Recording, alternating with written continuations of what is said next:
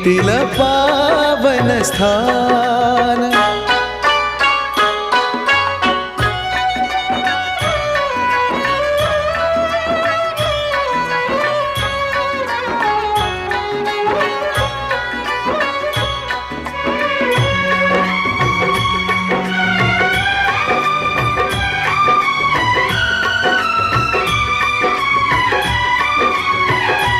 वाळूचे लिंग करून मनी श्रद्धा धरून लंका विजय वरदान घेतले मागून.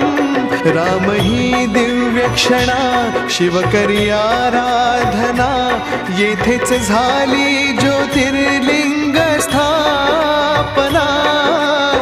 श्री रामेश्वर नामे झाले प्रसिद्ध चला आज करूया